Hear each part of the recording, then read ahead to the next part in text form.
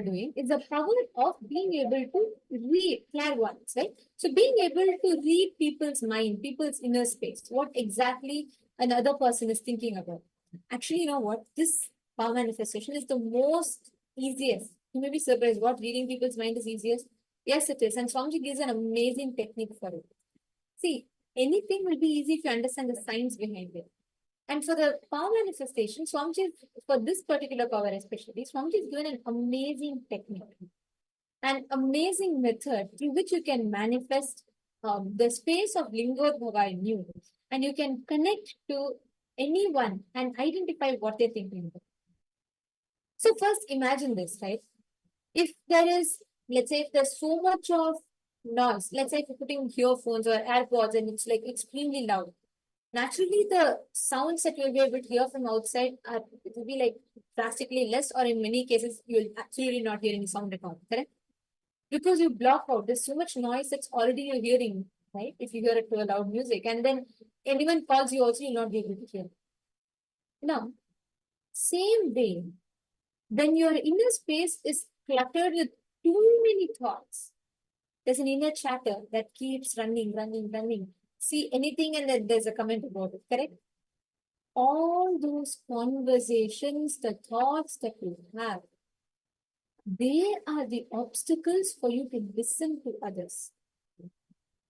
Many times when you go and even when you're trying to talk to another person, you, like for example, you would have just gone to show the project that you worked on to your HR or your manager or your boss, and let alone them giving a negative feedback. Maybe your manager would have just stopped with telling, oh, nice, and not given you a complete compliment.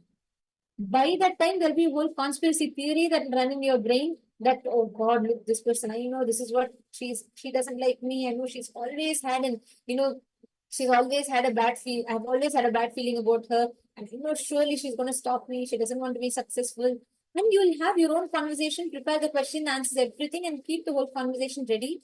This will happen by the time the first statement, the gap between her first statement to second statement. This is how we all function. There's so much of inner chatter in that brain.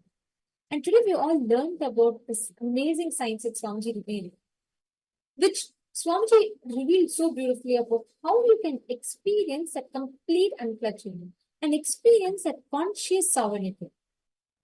Now, all of us need to just focus on manifesting that conscious sovereignty. Forget about, don't give importance to your thoughts, the inner chatter that happens in you. Just unclutch. Experience a deep unclutching and connect to Swamiji. And what you need to do now is have your partner call any of your friends and have them write down something. They can write on an apple, banana, orange, or they can visualize a pineapple. They can visualize anything they want. You need to have them write it on a paper. Do it like a game.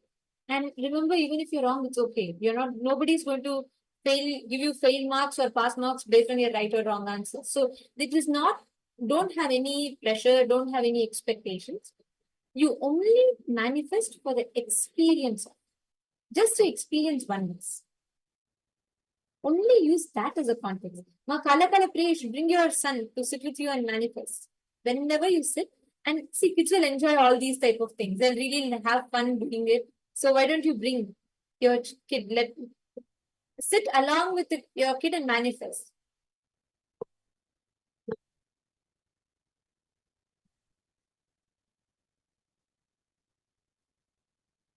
Okay, can I request every one of you to connect to your partner? Do it like a game. You're going to have them pen down. They have to write down some word. Ma Jnana Vijnana Priya, ma Vamadeva Shakti Priya, and ma Ananda Parameshwari, ma Jnana Surupini, ma Teresa, ma Yogananda Rupini. Come on, every one of you sit now and manifest. Have your partner think of anything they want, and they have to write it down. And you're going to scan and identify what is the exact thing that your partner was visualizing. First step for it is unclutch. Remember today's question. Just connect deeply to Swamiji. Whatever answers Swamiji is revealing to you. Sometimes it will start as just shapes, just words, lines probably. Whatever it is, that's fine.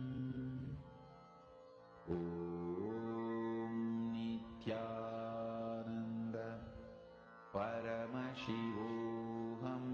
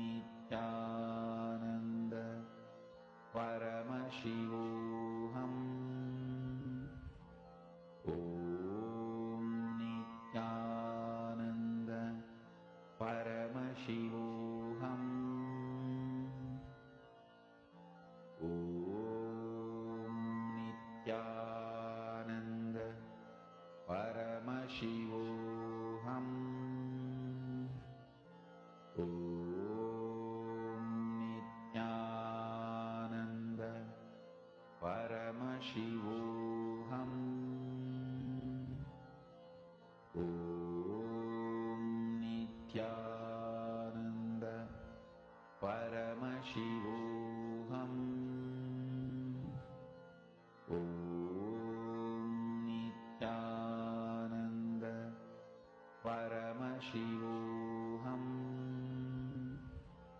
Om Nityananda Paramashivoham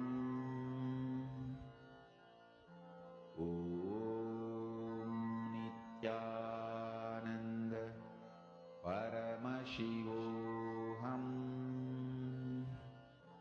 Om Nityananda Paramashivoham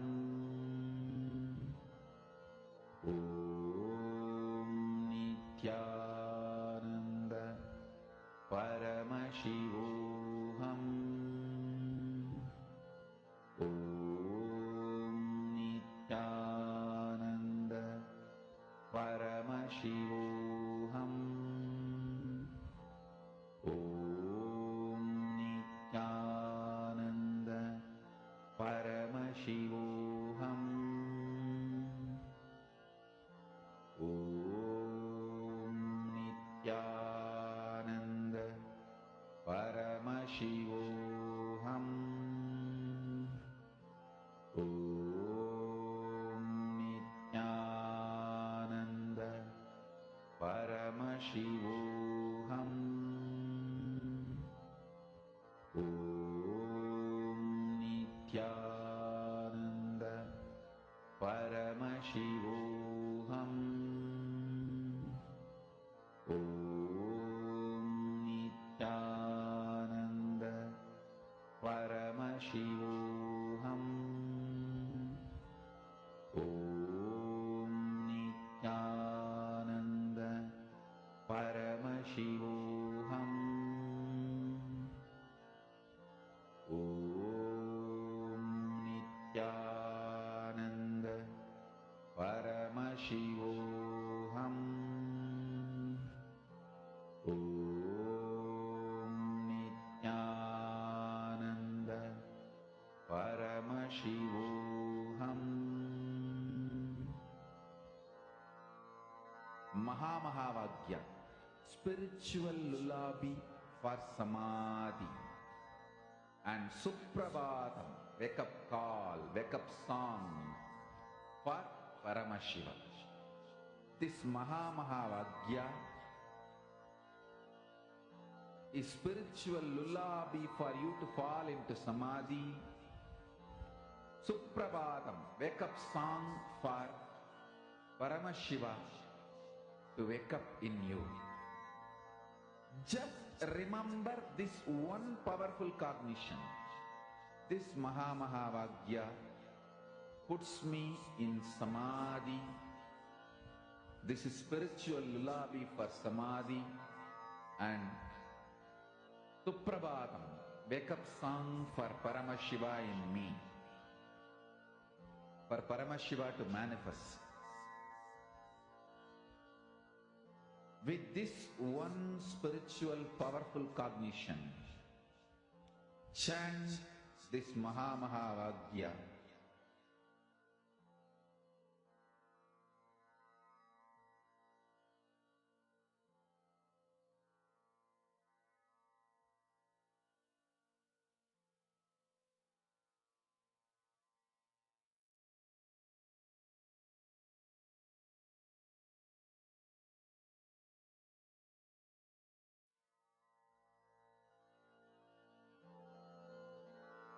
Mahamahavagya, spiritual lullaby for samadhi, and Suprabhatam, wake up call, wake up song for Paramashiva, for Paramashiva to manifest. With this one spiritual powerful cognition, chant this Mahamahavagya. Om Nityananda Paramashivoham Om Nityananda Paramashivoham Om Nityananda Paramashivoham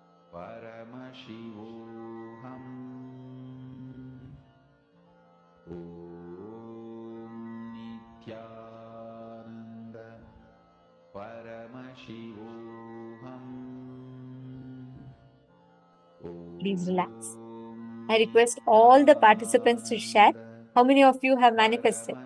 Actually, how many of you observe that the moment you bring down the thoughts per second, meaning the moment your thoughts, the frequency of thoughts reduces in your head, you automatically start seeing you how you are able to manifest it. How many of you have observed this? Raise your hands. I see so many hands going up. See, whenever you bring, it's the art of mind reading. It is entirely on how you cognize the source of your first person. If you understand that, if you catch the knack of that, you will be able to understand anything that's happening with anyone in front of you. Now, whenever you're doing this format, it helps you mind to be well. It is not just about reading another person's level, so cool to have that as a power, but even to give intelligence of make the right life choices, make the right life decisions. So the form manifestation that we are learning has two important practical skills in life. So the moment you start manifesting this extraordinary power, they help you in your life have best high quality life and to be powerful enough.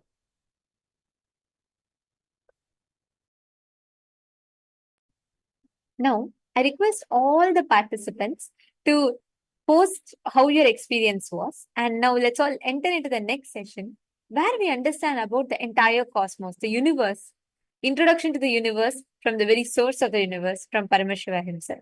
Let us listen to the revelations now.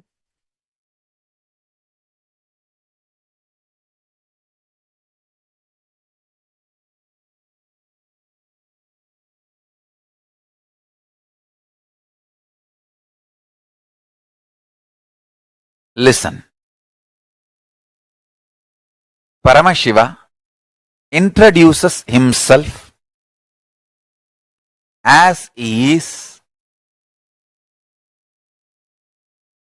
in Vedas and Agamas and Puranas. Paramashiva introduces himself how he is manifesting to teach Agama as Sadashiva. As Sadashiva, he manifests with 5 heads, 10 hands, teaches Agama. Through these 5 heads, he does these 5 actions. Manifestation. It's called Srishti. Manifestation. Then Sthiti. Sustenance. Then Samhara. Rejuvenation. Then Trobhava. Pulling out of delusion. Then Anugraha. Liberation. Listen. Listen carefully. Sthiti. Sthiti means maintenance. The first action is Srishti. Second is Sthiti. Third, Sthiti means maintenance. First, Srishti, manifestation. Sthiti, maintenance or sustenance. Samhara, rejuvenation or dissolving or destruction, whatever word you want to use. Samhara, literally the word samhara means transformation, rejuvenation. It one becoming another. So listen carefully. Srishti, manifestation. Sthiti, maintenance. Samhara,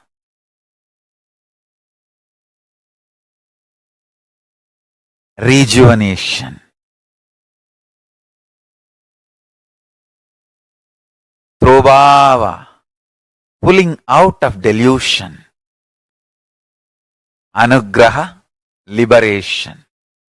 This is the universe. This is prapancha. Universe word is too small. Whether universe or multiverse, all these words are too small. Prapancha is also too small. Paramashiva is the only word I can use because that is the ultimate word. No other word can be used even to describe Paramashiva. Understand? The Kailasa knowledge, Paramashiva Jnana, is principles. When that comes to Sanskrit, it becomes concepts. When that comes to English, it becomes long sentences. That is what I am explaining, I am expressing. Please understand. Meditate on this. Meditate on this Paramashiva Jnana. You will manifest Paramashiva Vijnana. Understand? Meditating on this trains your brain, awakens the most subtle brain grooves for me to infuse Kundalini in you.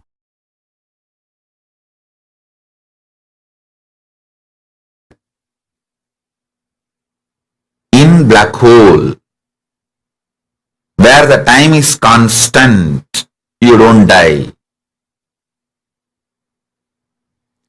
This is the foundation, fundamental idea you need to know about time.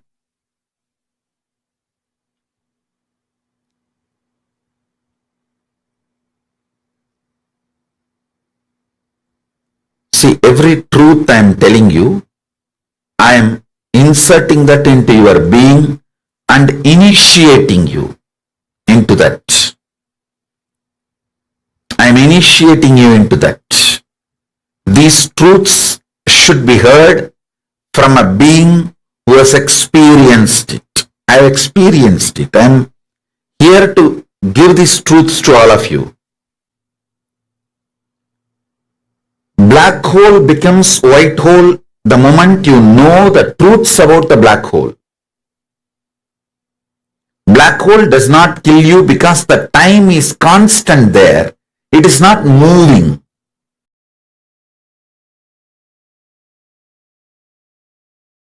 Many people who are working to understand the secrets of the universe try to raise a doubt. When there is so much matter generated during the Big Bang, why so much antimatter is not generated? The question is wrong. Please understand. Matter and antimatter is always in balance. If any one gets imbalanced, immediately the Big Bang or black hole has to happen to balance it. Understand? Overflowing matter, overflowing antimatter need to be in samana for maintenance, means sthiti. Please listen carefully. From the influence of the antimatter, matter manifesting is Big Bang. From the influence of the matter, antimatter manifesting is black hole. If there is a sustenance, life perception, matter and antimatter is balanced, enough and equal amount of antimatter also is produced when matter is produced. Antimatter means, listen carefully, Paramashiva clearly defines all the thought currents, emotions, patterns, which is there in all of us, which is responsible for our functioning, but which is not perceived as material, is antimatter. Listen. Which is there in all of us, patterns, emotions, thought currents, feelings, experiences. which is responsible for our functioning, our existence, which matters for our existence, but which is not perceived as material, is antimatter. Enough quantity of antimatter also is released along with matter. Person who understands antimatter matters for life starts making the cognitions related to antimatter. I tell you, how much you avoid poison, poisonous food, toxics in your system, that much you need to avoid toxic patterns and poisonous patterns. But unfortunately, you always recognize matter as existence and never recognize antimatter. You don't give the due right to the antimatter in your life and fail, land in accidents and collapse. If you cognize the higher reality about the antimatter, your life will be a powerful manifestation of completion, fulfillment, higher form of existence. Understand? The first powerful cognition you need to cognize, whatever you perceive as matter, existence of your life, equivalent amount you need to perceive, cognize the antimatter component of your life. Antimatter, avyakta, unmanifest, drives the matter. Antimatter is the energy source of the matter. The avyakta manifests as vyakta, and avyakta continues to be the driving force of the vyakta. Unmanifest continues to remain as the driving force of the manifest.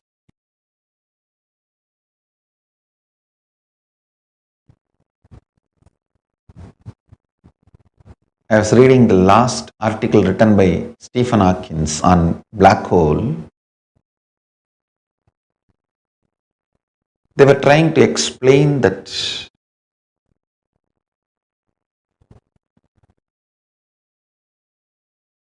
happens to the mass gets into black hole, and I'll tell you precisely what Agama explains.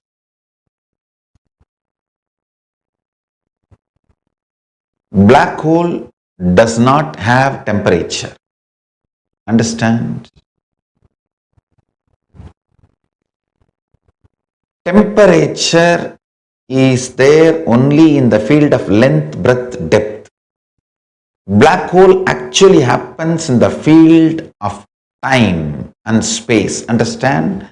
The length, breadth, depth is human beings' perception of black hole, not black hole itself.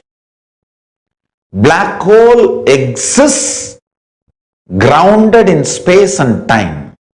In space and time, there is no temperature. In length, breadth, depth, there is temperature. In space and time, there is only memory. Memory does not have temperature. It has a tendency to instigate certain temperature in length, breadth, depth. Memory can instigate temperature, can create certain temperature in length, breadth, depth. But that by its nature does not have temperature. What we perceive as black hole is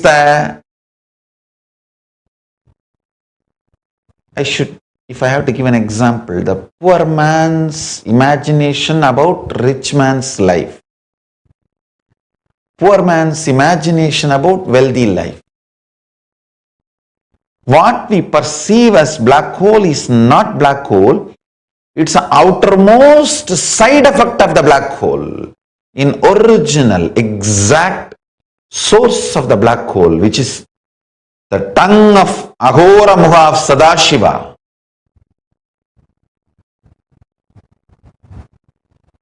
there is no length, breadth, depth, and there is no temperature. Actually, in the core center of the black hole, there is only time and space. Memory of the mass is carried. The knowledge and information, the pattern of the mass is carried, not the mass itself. By the time the length, breadth, depth, the mass loses all its characters, which defines them as mass, including temperature. Understand? If you understand all your components, you can see very clearly every moment Big Bang and black hole is happening in your system. You are the microcosm. If you understand the Big Bang and black hole in the microcosm, you will understand the Big Bang and black hole in macrocosm.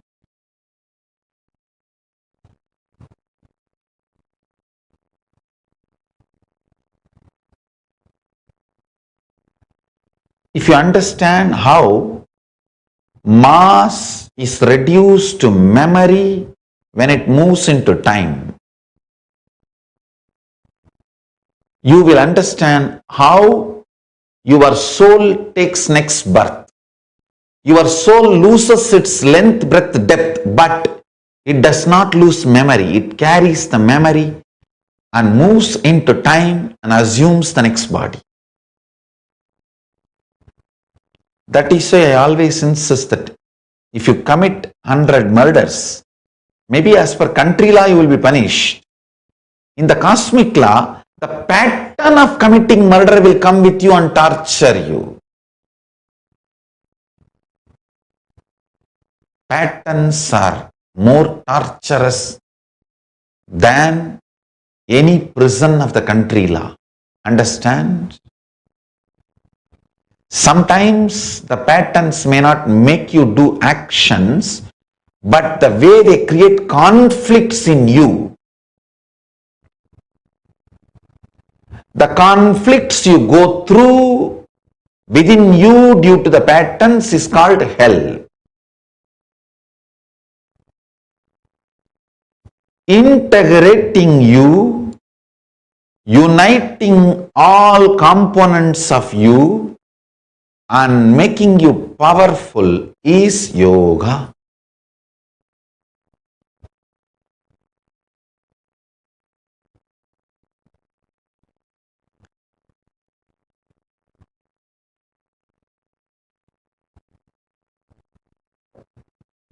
Theoretical physicists are wondering, they are trying to understand the temperature of black hole. If they come to the conclusion there is a temperature, they feel black hole may just evaporate at one day and disappear.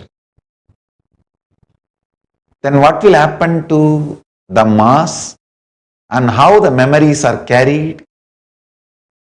How the knowledge is alive without destruction? All these questions they are not able to answer, unfortunately. But very precisely Agama reveals all these truths. Paramashiva reveals all these truths in Agama. In length, breadth, depth, mass as temperature. When it moves to the next dimension of time, it loses all the qualities of temperature. It just becomes just memory, knowledge.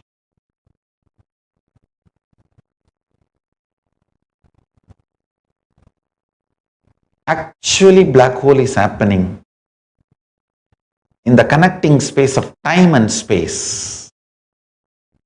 The zone where the time and space is touching each other, that's where exactly the eye of the black hole is there.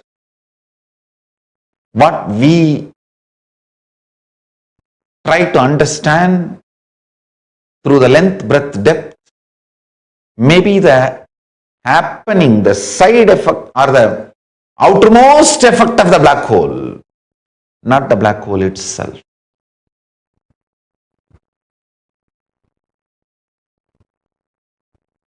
Black hole has nothing to do with length, breadth, depth.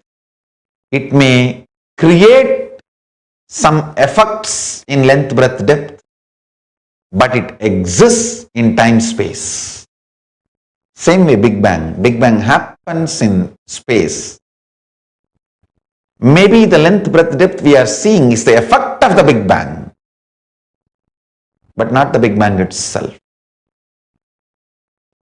Understand? If you try to understand the Big Bang happening in you, black hole happening in you, how your actions becomes memories and carried by you while you go to dream state and deep sleep state, and you bring it back in the dream state and manifest it and then come out and manifest it in the waking state. If you see this whole, you will understand every day black hole happening in you, Big Bang happening in you. Then you will understand how various components of you need to be integrated. Nityananda Yoga is specifically designed to integrate you, bring integrity and unite all your components.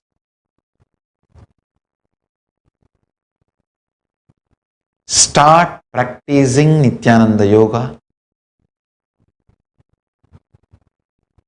You will integrate all components of you and manifest powerfulness.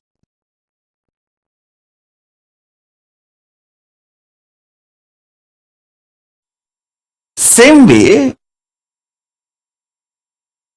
the mandala space plane which has a capacity to produce many planes is called Brahma.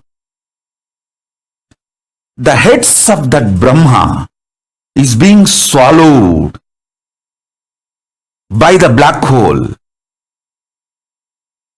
Understand? I am trying to give the description as closely as your logic can understand. Your logic can visualize. Brahma means space which can produce multiple spaces. Brahma is the energy which can manifest multiple energies. Like a sun is a star which can manifest many stars. Brahma is a zone, space, mandala which can manifest many mandalas, zones, spaces, stars. That Brahma, his face is being swallowed by Kalabhairava, who manifests from the southern face, the Ahora face of Paramashiva. That is the beautiful story of Kalabhairava wearing the skulls of Brahma. Kalabhairava cuts the head of Brahma and wears as a garland. If you see all Kalabhairava deity, He will be wearing the skull garland. It's not ordinary human skull. It's a Kalabhairava's skull.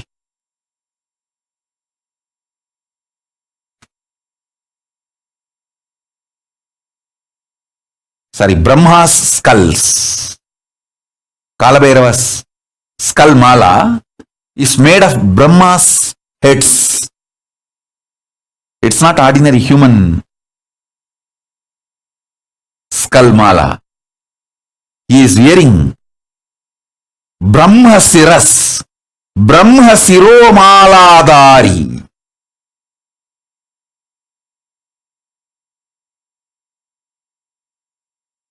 The Brahma's heads are worn as garland by Kalabhairava.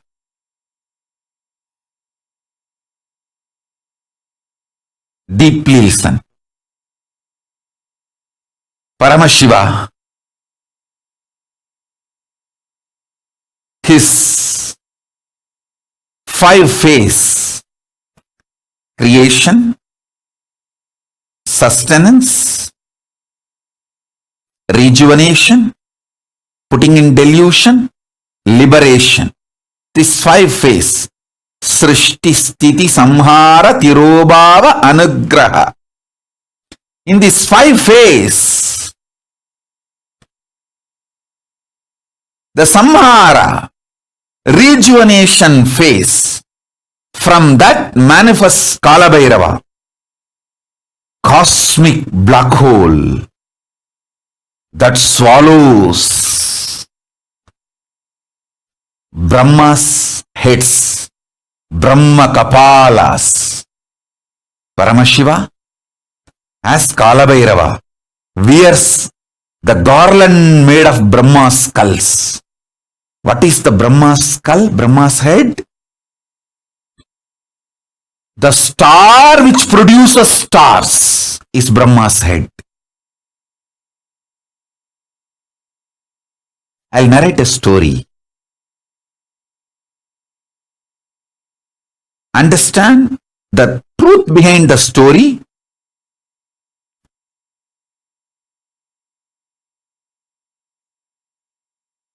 So you can understand the principle I am going to explain. The principle I am going to explain is science of rejuvenation through collective integrity. You can understand that principle if you understand this story.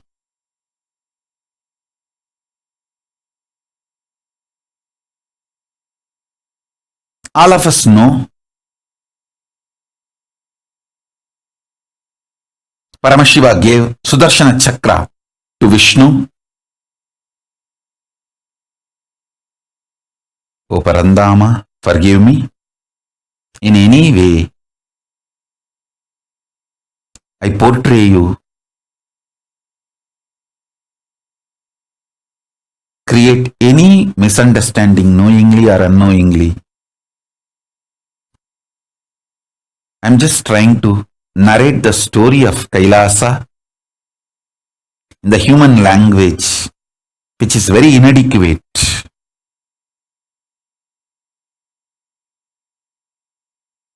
Air is language, not the spirit or intention.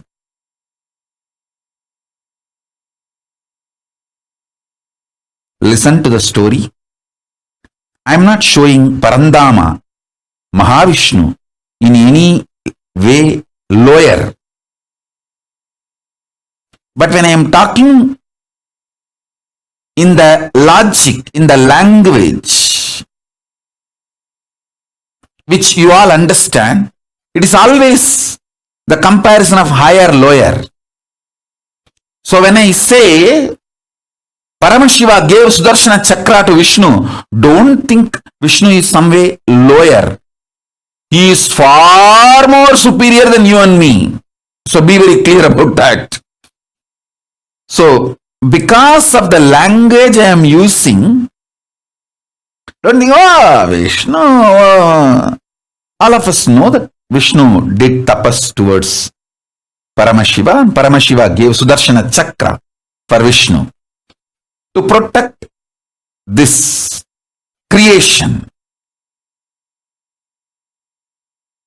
And once Daksha, the Brahma's son, did tapas towards Vishnu and got the boon, Vishnu should protect him forever. Vishnu also gave the boon. And unfortunately, Daksha messed up with Paramashiva directly in the issue of Sati, means his daughter, Daksha's daughter Sati. She wanted to be with Paramashiva, but Daksha had his own opinions and he is so highly opinionated due to his ego and arrogance, and he tried to fight with Paramashiva, and that stupid things were going on, and in his extreme attachment for his daughter, he started going against Paramashiva, but finally he went against his own daughter. That is the delusion and the blind spots. When you create a delusion and delusion-based anger and violence, it will not be directed only towards your enemy. It will be directed even towards the people whom you love, and finally it will direct itself towards you, and it's like a suicide. That is why the blind spot centric arrogance, the delusion based arrogance and violence is always not just murderous, it is suicidal. So this guy Daksha got into that mess, and again I wanted to tell you all, based on this story which I am narrating, don't try to underestimate Daksha also. He is surely far higher than you. So these are the stories from the different plane. So remember that and learn only the truth.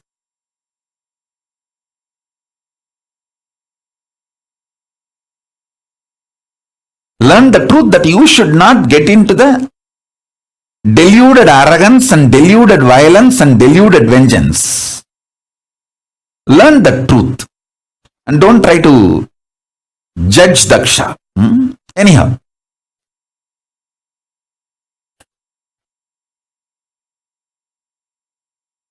So this Daksha did a yajna, disrespecting Paramashiva without offering the offerings to Paramashiva. Sati came directly, Parashakti came directly to teach lesson to Daksha, but unfortunately Daksha not only did not listen. See, when your deluded arrogance and anger is directed towards Paramashiva, then naturally it destroys you. So this fellow, his extreme attachment to his daughter, he developed anger towards Paramashiva. Finally, that same anger, due to his delusion, he directed it towards his own daughter, for whom he developed anger towards Paramashiva, and then finally that anger destroyed him. He directed that same anger on Sati, and Sati just gave the body back, the body given by Daksha. She just threw it back, because Daksha prayed to Devi Parashakti and begged for Parashakti to come down as his daughter. But the fool has forgotten. He brought Parashakti herself as his daughter, and he became deluded. Anyhow, you all know the story that she gave up the body Daksha gave and showed her original form of Dasamahavidya, that she is Parashakti. And then Paramashiva manifested as Veerabhadra to come and teach a lesson to this Daksha's arrogance. Vishnu is caught because he gave a commitment to Daksha. He gave a word to Daksha that he will protect Daksha forever. He has to maintain his integrity. So, when Paramashiva came directly to finish the Daksha Yajna in the form of Veerabhadra and Daksha to teach lesson to the Daksha and Daksha's, to remove Daksha's arrogance, Vishnu saw what can be done. One side, my integrity, my commitment to my disciples, my devotees, that I have given a word, I will protect him forever. Other side, Paramashiva. What to do? He decided, okay, let me try my best to keep my words. With all Paramashiva gave me. So, he took the Sudarshana Chakra and said, Paramashiva, this is the greatest weapon you gave me to protect this creation. And I have given a word to this fellow, Daksha, that I have to protect him. Because I gave a word, I will protect him forever. My maximum capacity to protect is Sudarshana Chakra. Now I am sending this towards you to protect my integrity, to keep my integrity. So he sends the chakra towards Paramashiva. Simply one of that Brahma Kapala, which Paramashiva was wearing, that Kapala just swallowed that Sudarshana Chakra. Like a murku. And if you know the Indian snack murku, how you grab the murku and smash in your mouth. Same way, one of the Brahma Kapala Paramashiva was wearing, it just grabbed that Sudarshana Chakra and bak over and kept it under his teeth. And then Vishnu looked at Daksha and said, see, my maximum capacity is my Sudarshana Chakra. I have sent that. So I have tried everything possible by me to keep my words, to protect you. Now, nothing more can be done, and he returned to Vaikuntha. He went back to Vaikuntha, and of course, you all know the story that Veerabhadra came and cut the head of Daksha to teach a lesson and remove his arrogance. Then Daksha's wife comes and cries to Mahadeva and prays to Mahadeva, and Mahadeva says, I am not against him. I am only against his arrogance. So, he is not my enemy. Only the part of his arrogance is need to be removed. The arrogance need to be taught a lesson. So, he removes the cancer and gives him back a different head, a goat head, and gives life to Daksha.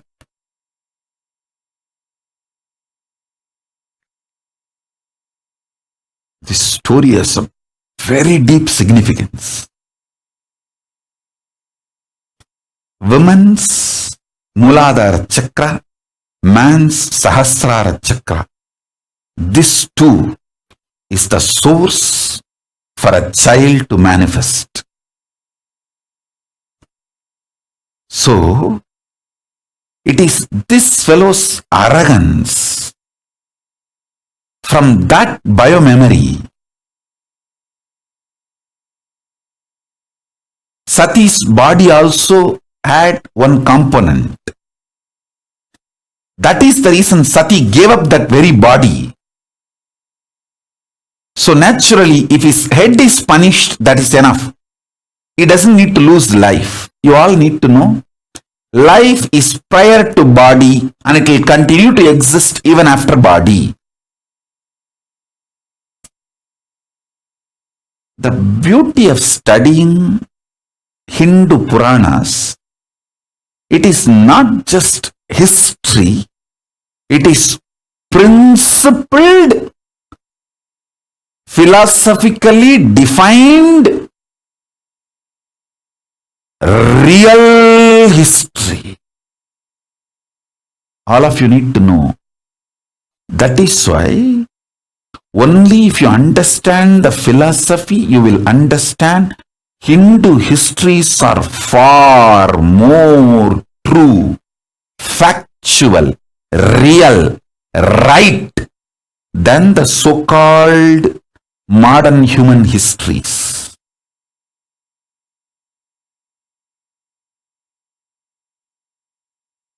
So-called modern human histories.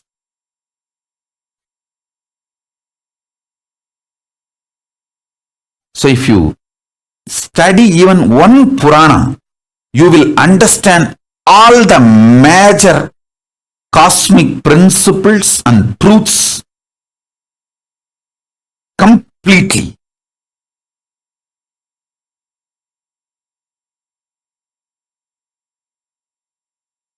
It's a very powerful revelation, very powerful truth.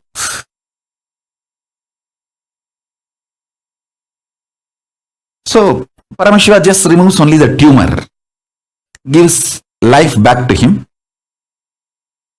with a goat head, and the story goes.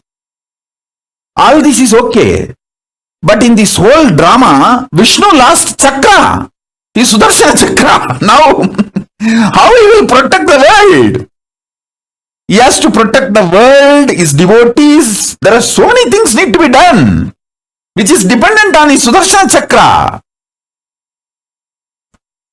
Then he prays to Paramashiva, starts meditating again, doing tapas.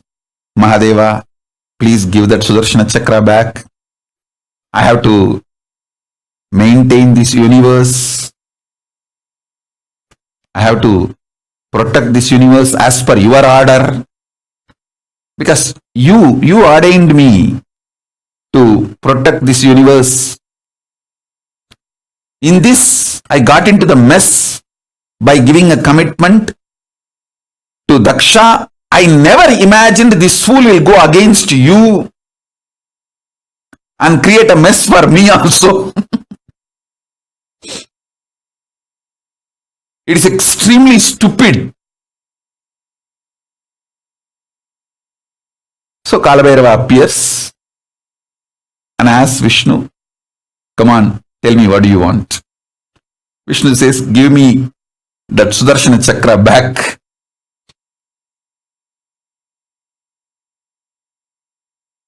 And Mahadeva just looked on the skull garlands he was wearing.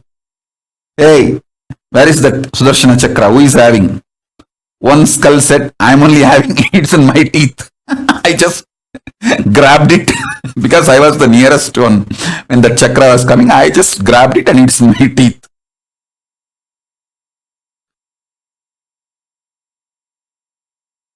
And Mahadeva says, hey, give it back to him. That Brahmakapala said, Mahadeva, I am ready to give now because I always obey your order.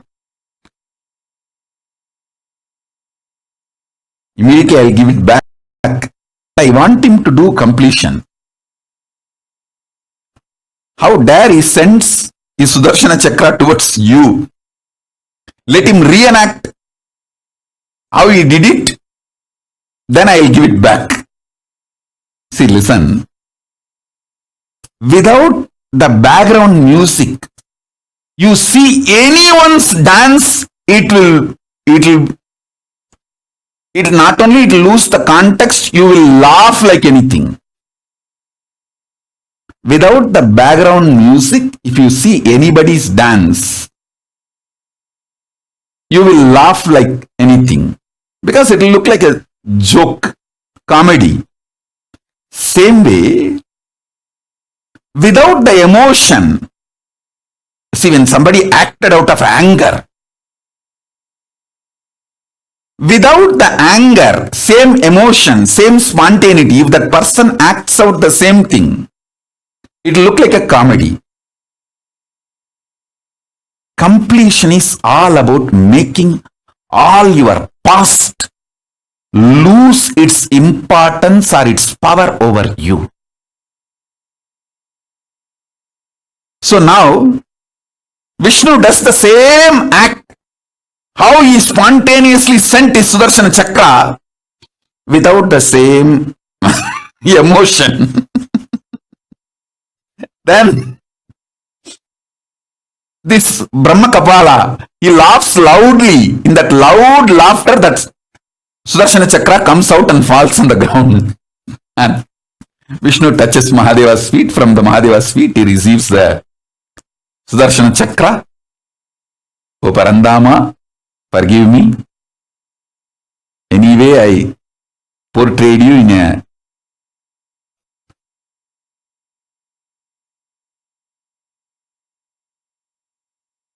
dim light.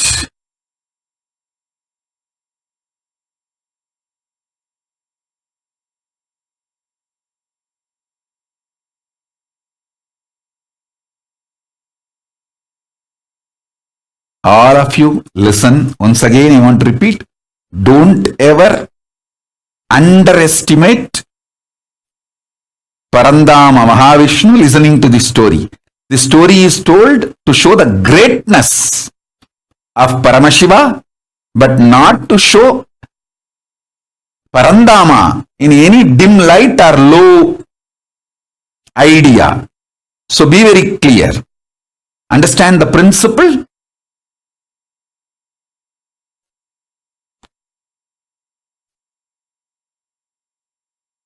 Don't try to have low idea even about Daksha.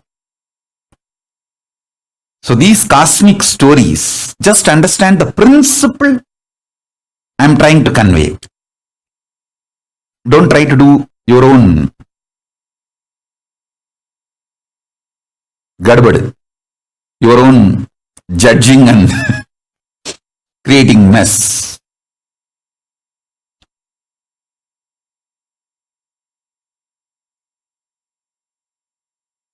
In Sati's whole existence, the deep devotion of mother, but the arrogance of the father, both got into her system. The muscle memory of the deep devotion of mother made her fall in love with Paramashiva, but the arrogance strain came from father's biomemory. That made even Sati disobey Mahadeva and come from Kailasa to Mayapuri. Mayapuri is the present day Haridwar, to teach lesson to Daksha. Mahadeva told, hey, he will not listen.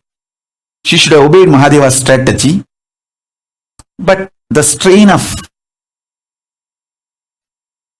Daksha, because of Daksha's own biomemory, she thought she can teach a lesson to Daksha. She taught a lesson in a different way, but anyhow, understand the story, whatever has happened. And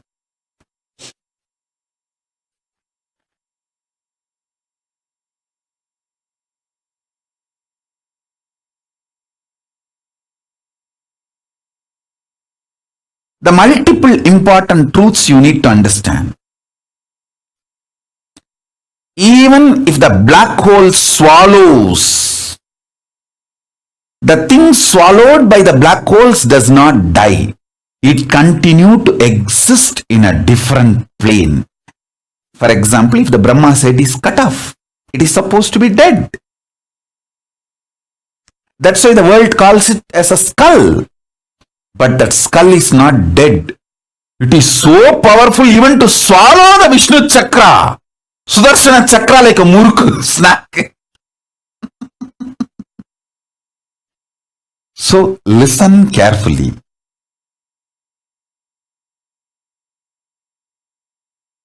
You don't have death. There is nothing called destruction. I am only saying, die after realizing there is no death. Don't die before that. Because if you die before realizing there is no death, you may have death, but not the real undying experience.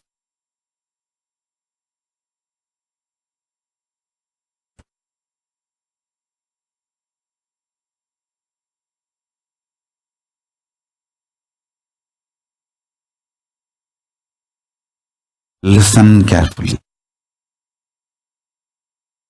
Even if you die by being with Guru, he will show you the undying component of you when your body stops functioning.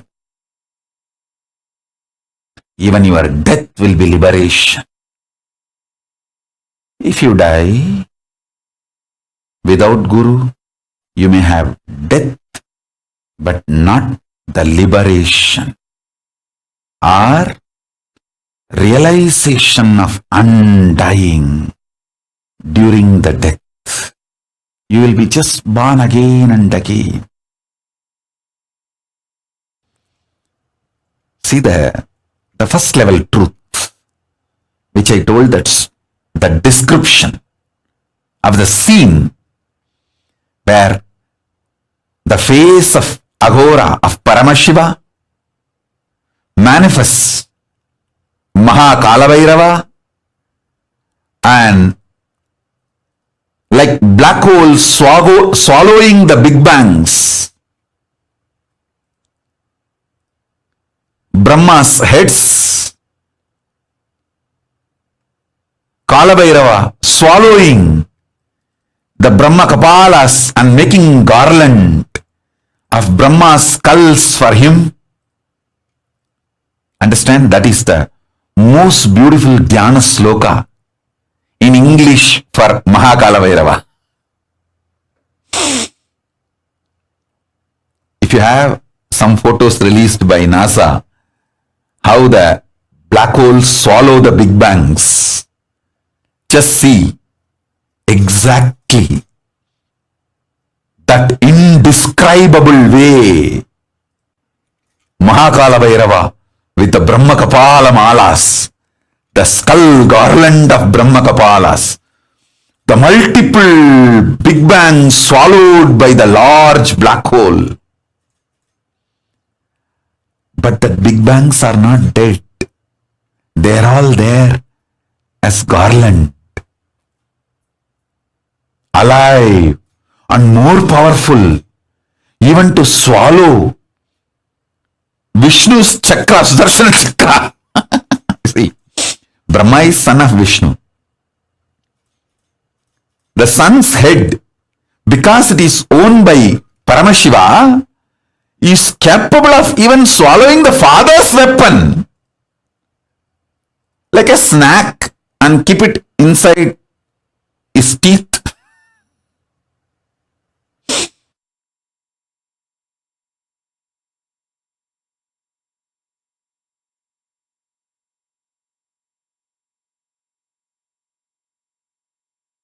So understand this this visualization is from one plane, one zone, one time zone. And then the next story,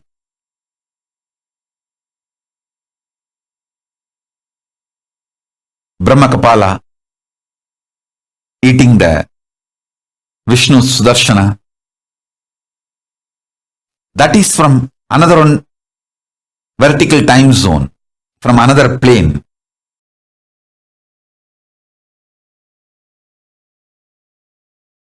The sheet kind of a thing, that is the 2D of the cosmic DNA. Please understand how an individual DNA looks in certain shape.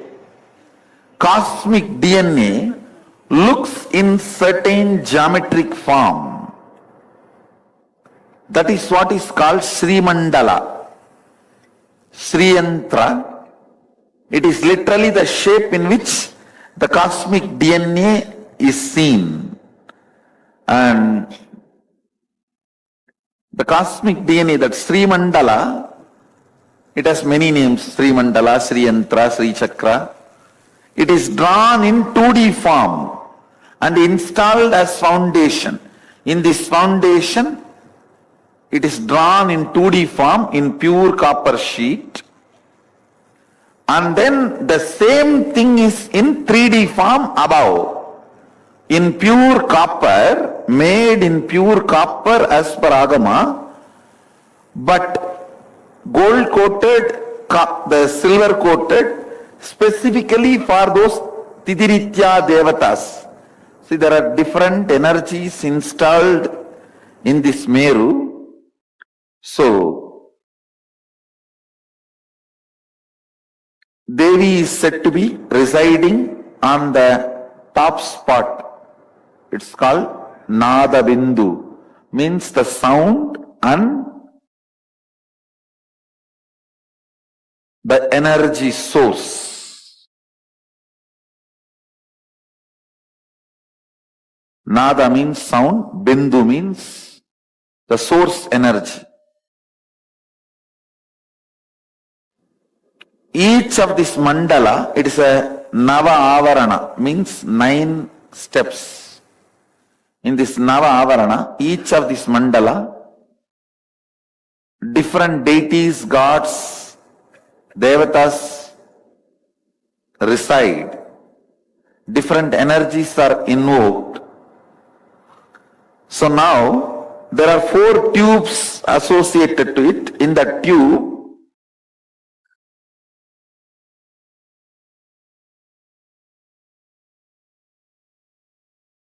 literally, the Sadashiva manifested in powder form, means a certain powder component mixed as per Agamic instruction, keeping the Haritaki as the base material. That powder is created and that powder is energized with a high energy. So it carries and holds at least next 30 to 40 years very comfortably. Understand? The science of making the highest energy stay in matter is available only to Sanatana Hindu Dharma. Hinduism evolved this science. So this is the science based on which the deities are energized. It is called Prana Pratishta. See, if you convert blood into blood, it is digestion. Same way, converting the matter into energy is Prana Pratishta. Matter, you can breathe life into it. It can be energized. It can hold the energy. It can store the energy. It can radiate energy.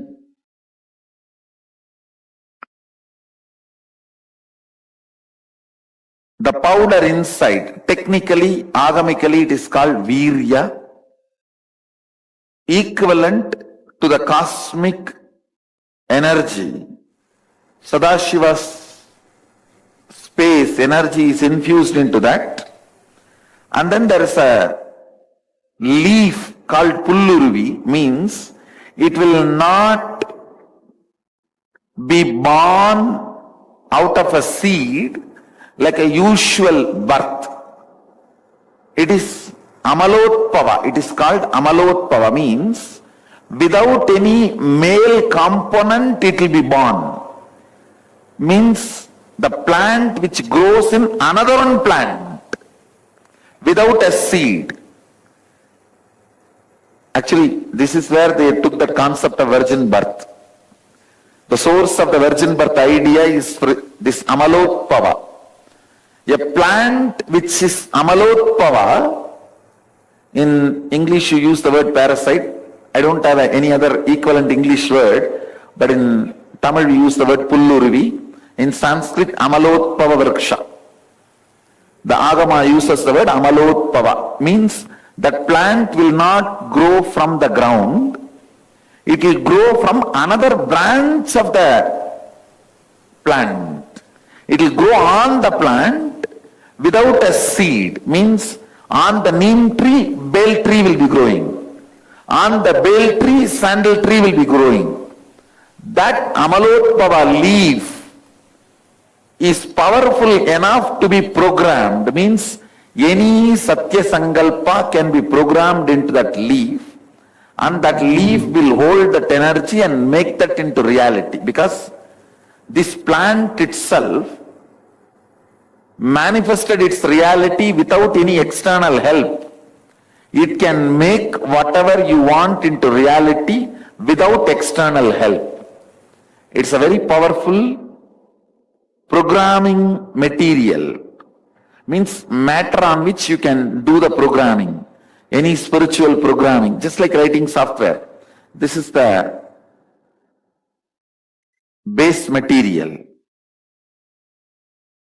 So we have like that 18 trees in our campus, Amalotpava, where I'll tell them to take you guys and show you, where the bale tree grows from neem tree, not in corner and all, it's a straight branch. No way the seed can be stored, nothing is available, mud or nothing is available for a seed to sprout. Just from one branch the tree will be growing, another tree will be growing, and that leaf is programmed and Jnananjana is added. All that is kept in each of this tube, which is gold plated, made in pure copper and gold plated, and all of them are tied together in a thread called Panchavarana, means 5 color thread, which represents 5 different circuits happening in our system. See, this is almost like a living being. So these threads are the nervous system. These threads are the nervous system, the physical circuit, physiological circuit, psychological circuit, neurological circuit, and energy, Kundalini circuit. So this 5 is represented by this Panchavarana. I will also give you the original verses out of which this product is evolved, which it is made, and then 3 Garbha is kept inside this Sri Chakra. If you shake, you will see 3 inside. 3 is kept inside, representing the cosmic Brahmanda Yoni, the cosmic womb, muscle memory, biomemory, and bioenergy of the Adi Shakti. This whole thing represents cosmic mother in 2D and 3D form, and it is made to reverberate with 16 sounds. There are 16 sounds of cosmos. It's called primordial sound. When Adi Shakti manifested, the sound she created becomes the Bija mantra to reach her, seed mantra, seed syllable to reach her.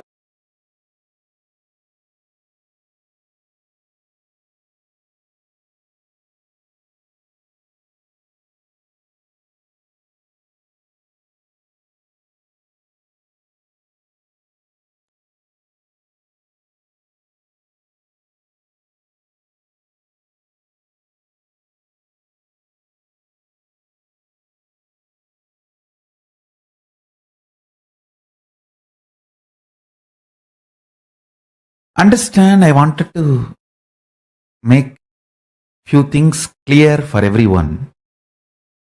Hinduism is fundamentally spiritual science. You need to know each branch of the science like physics, chemistry, biology, even the cosmology. Every field has its own propositions, presupposition, thesis, then way of doing research, way of building the credibility and understanding about the witness, evidence, proofs, and then following that scale and establishing proofs, witnesses, evidences, logical conclusions, then showing the result. Understand? The thesis proposed by physics is different. Methodology of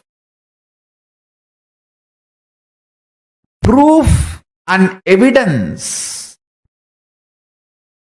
scale with which the proof and evidences are analyzed and accepted as credible, that scale is different. And the evidences and proofs brought is different. Same way in biology.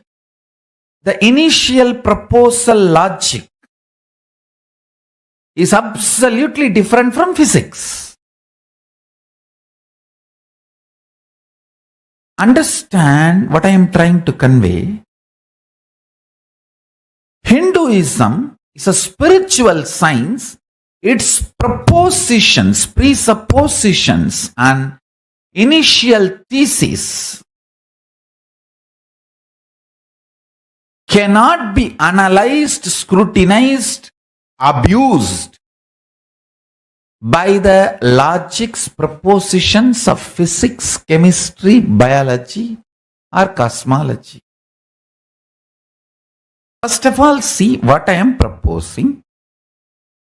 What is the thesis I am presenting? And what are the ways I am establishing the credibility for the evidence, witness, the scale?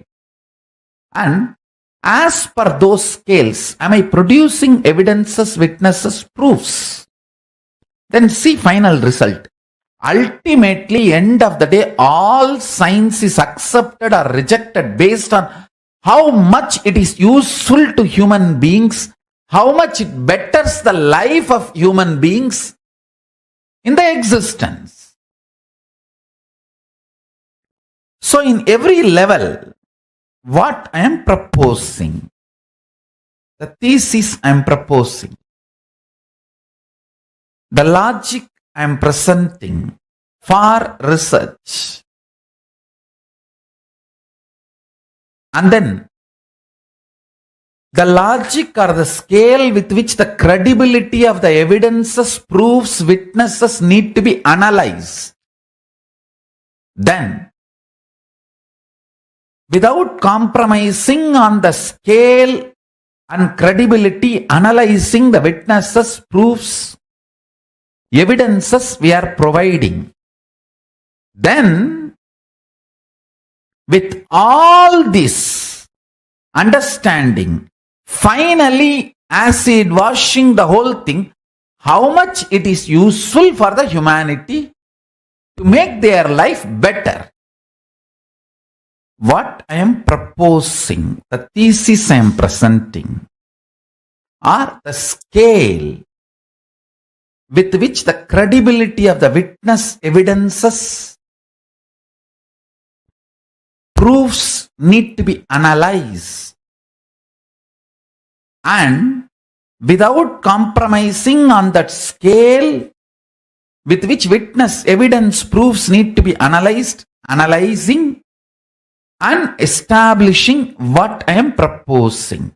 And finally, this whole process, how much it is beneficiary, benefit, useful to the human beings, humanity at large.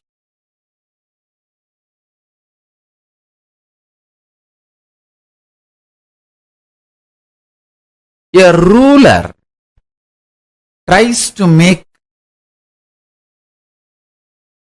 legally right as existentially right for all of you.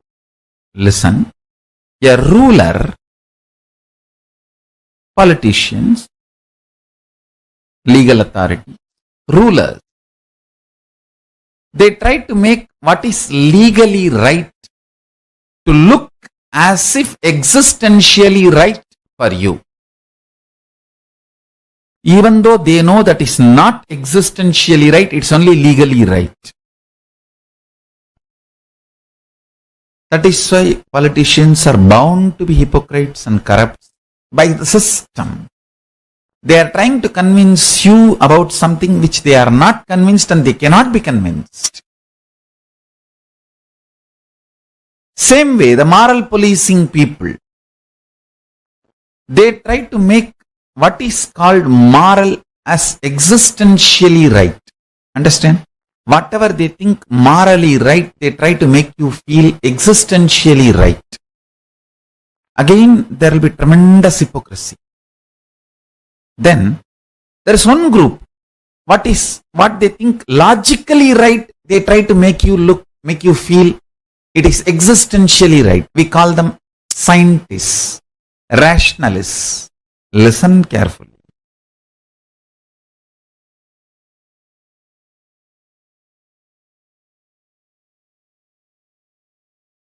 Each group tries to make what is their right to look like as if it is existentially right for you. That's where the whole problem starts.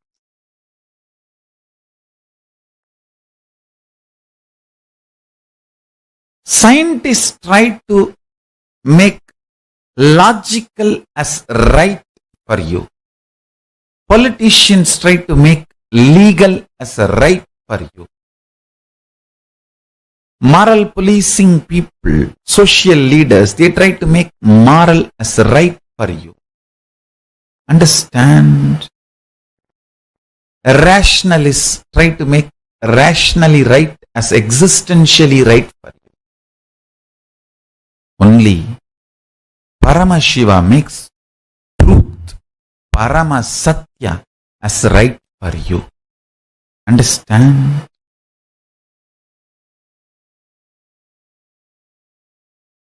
To solve any problem, to get into the ultimate possibility of anything, you need to get into the root of the problem, source of the problem. If you just collapse all of us and get into the root, we are nothing more than just bunch of patterns. Listen.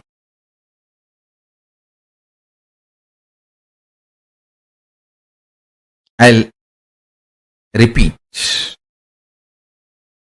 Lawyers and politicians try to make what is legally right as existentially right for you.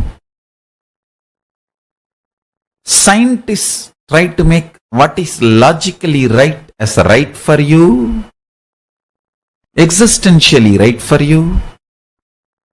Social leaders try to make what is morally right as existentially right for you.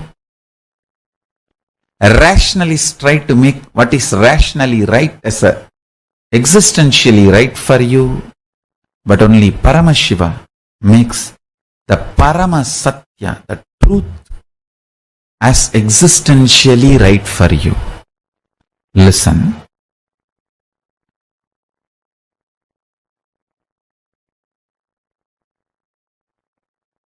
Some of the Paramasatyas, existentially right, what Paramashiva has revealed to me, I am revealing with you all now. All of us are just bunch of patterns. This universe itself is a huge thought current. All of us are bunch of patterns. This universe is a thought current. And the bunch of patterns we carry need to be just vibrate and in tune with the thought current called universe. The universal thought current. Understand? The bunch of pattern which we carry, if it vibrates with the universal thought current, we live enlightened life. If it doesn't vibrate with the universal thought current, we live a failure life. Or we move towards delusion. Paramashiva's fourth phase, which liberates you from delusion. Understand Paramashiva's 5 phase?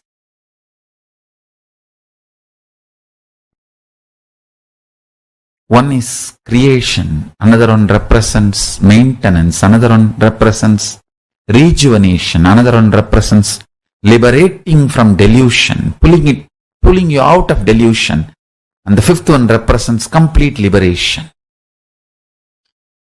Listen carefully.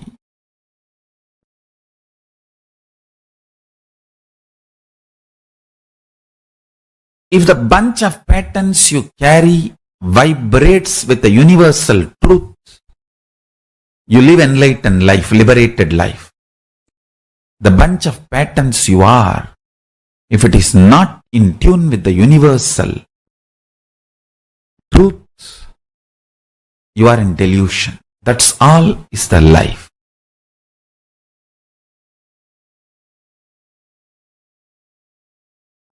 I am Arunagiri Yogeshwara talking, who is possessing this body and operating.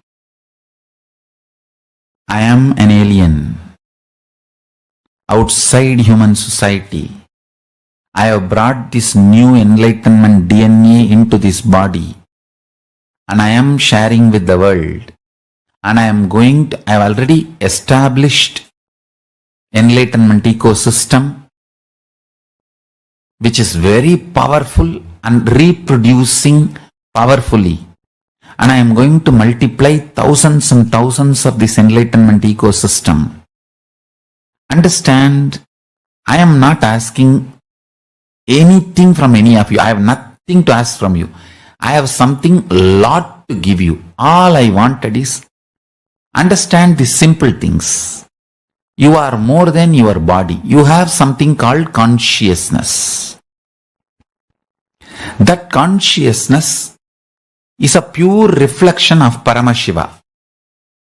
I can put this enlightenment DNA into that consciousness. It can seep into your regular DNA, physical, biomemory, muscle memory, bioenergy. And you can start manifesting these powers intensely. All these are not stories. Understand? I am here to give you whatever boon you want. If I have not given you the boon you wanted within 3 days, be very clear. You are asking for something which is dangerous to you. Other than that, nothing other. No other reason.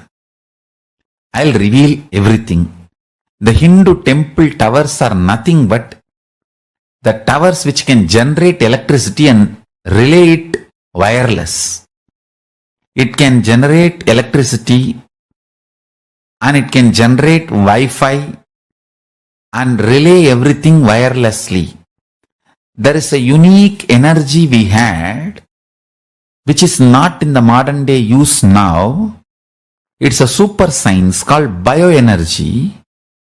Just like electricity and Wi-Fi, this is called bioenergy, the Kundalini Shakti, that was produced and relayed wire-free through all our temples. That Kundalini Shakti is responsible for individuals' power manifestation.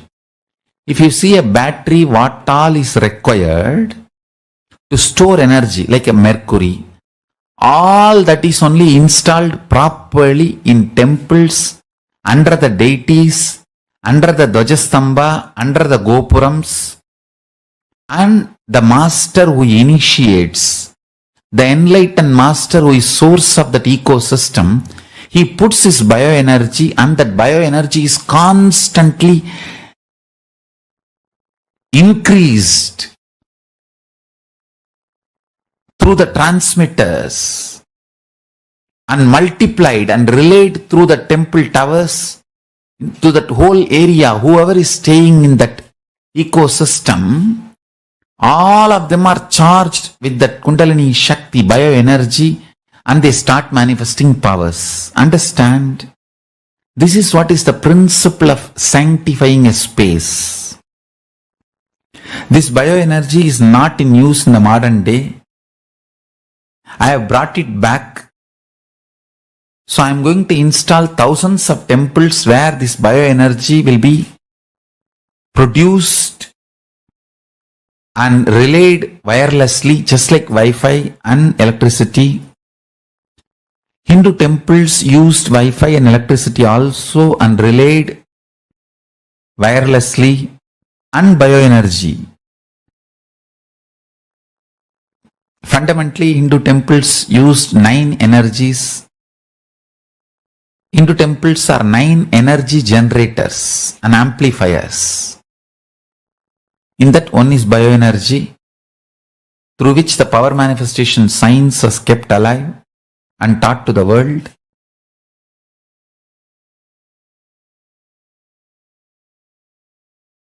Important sacred truth I wanted to reveal and share it with you all today.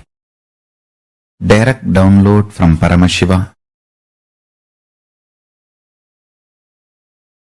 Physics of the cosmos, chemistry of the cosmos, biology of the cosmos, all the 3 listens and supports to your will persistence. Listen. Your will be tested by your biology, means the core of your life. With the various delusions being offered as the alternative form of existence. Understand? I'm telling you, every delusion brought in front of you against Paramashiva is your biology testing you, your life force testing you, your possibility. Are you ready to stand with your will persistence, or are you interested in delusion, alternative ways to exist?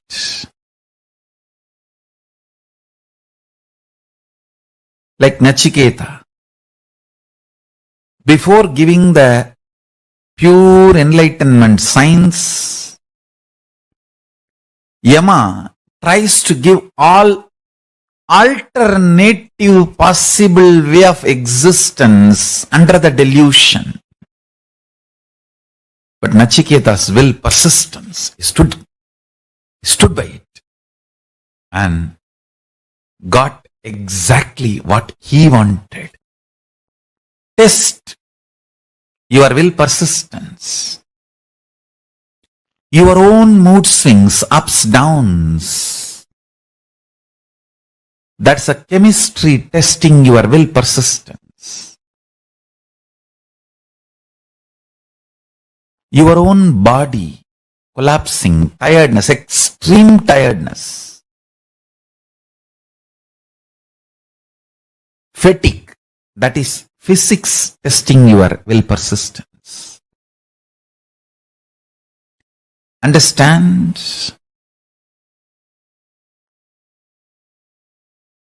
Even for a small delusion, use Brahmastra to destroy it. In Tamil there is a proverb. Niruppum kadanum pagayum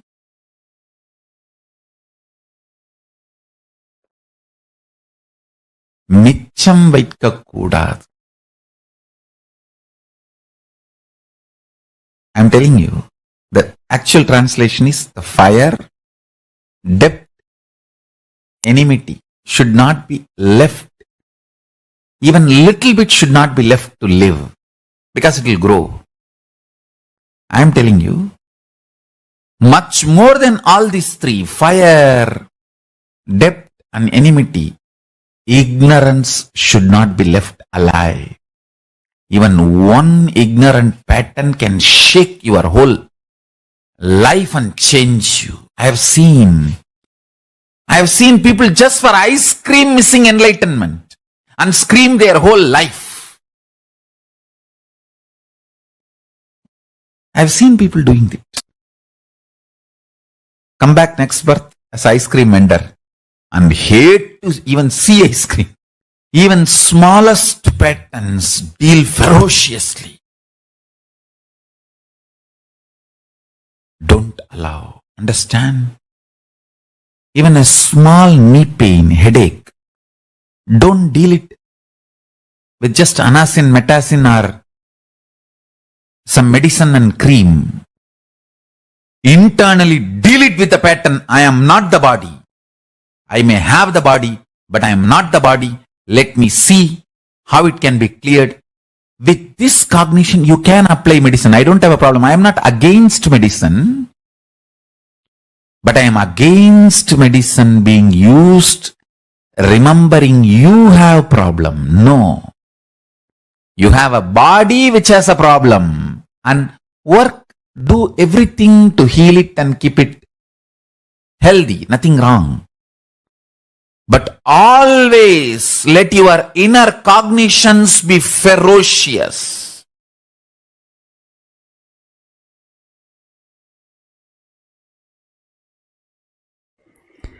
In your regular career, job, profession, you have to be integrated. Only then you can raise in the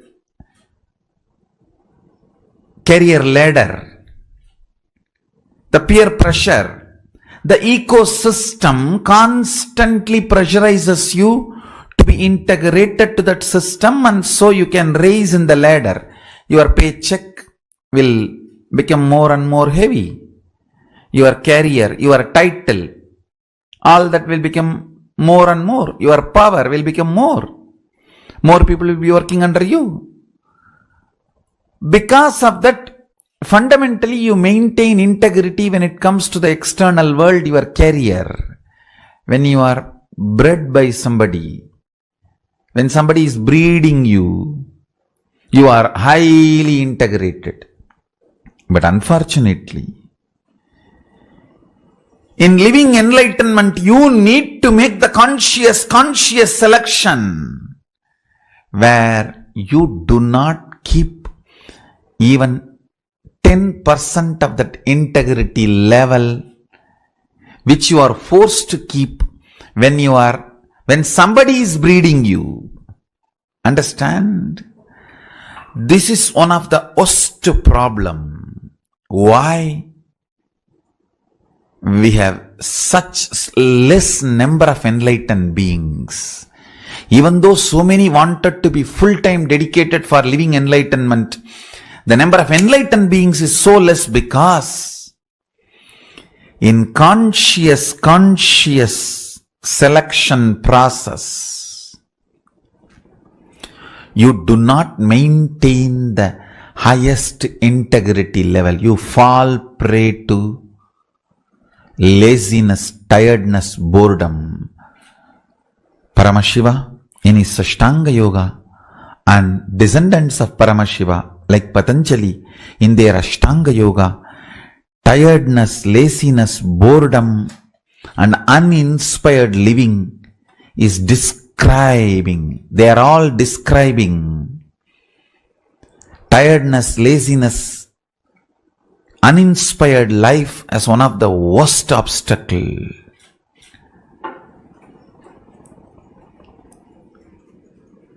Tiredness, laziness, boredom is described as one of the worst obstacle in Ashtanga Yoga and Sashtanga Yoga. Understand?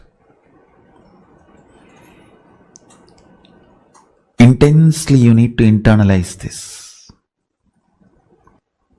You free yourself from all the responsibilities in the name of full-time. I am going to become Kailasvasi, I am going to be living enlightenment and all that. But you don't free yourself from your patterns of tiredness, laziness, boredom, non-involved lifestyle, then what happens? When you don't structure yourself and push yourself consciously and do the conscious choice every day, when the yama and niyama are taken very lightly, practices like asana, pranayama, pratyahara, dharana, dhyana, samadhi is taken very lightly, not only you collapse,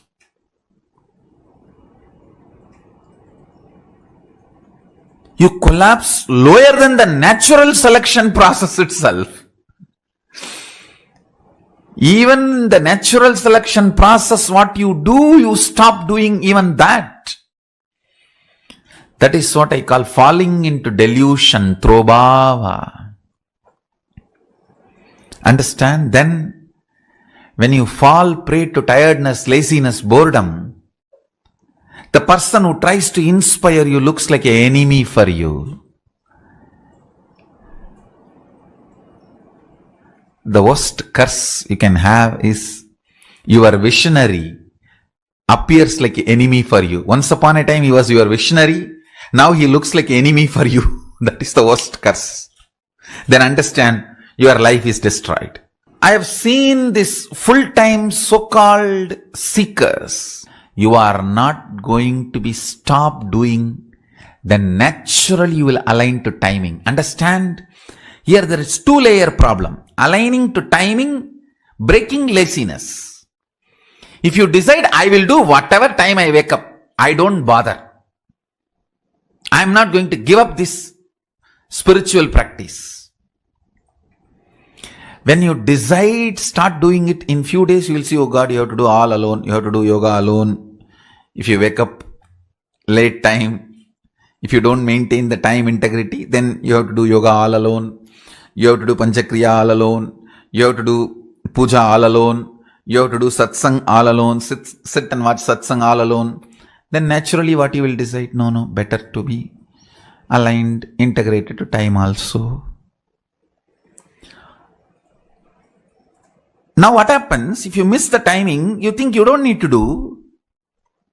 Then body starts enjoying, mind starts enjoying that laziness. Cherishing that laziness.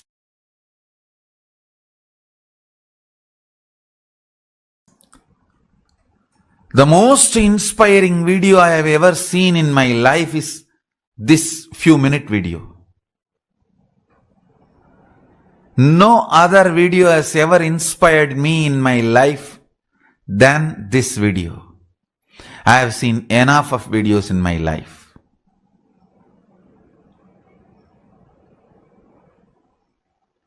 I have seen enough. But nothing has created such inspiration in me than this few seconds, few minute video clip. A sadhu, a saint, a siddha purusha, more than 111, in the hospital bed, where he is not even able to move his hands. Literally his whole body is tied. But such strong will persistence, applying vibhuti and doing his puja.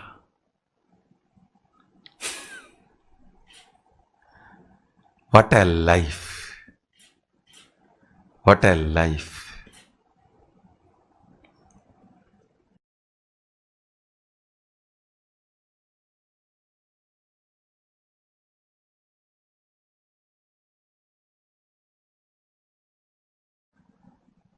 I wanted the whole Kailasa to learn this will persistence and inspiration.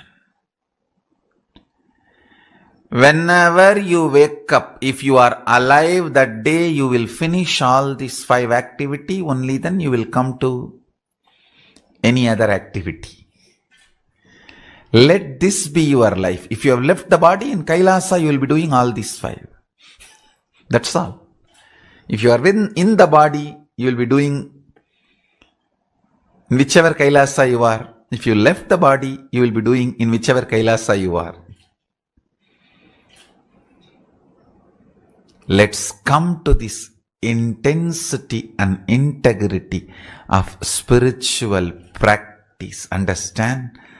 This intense spiritual practice creates the enlightenment ecosystem.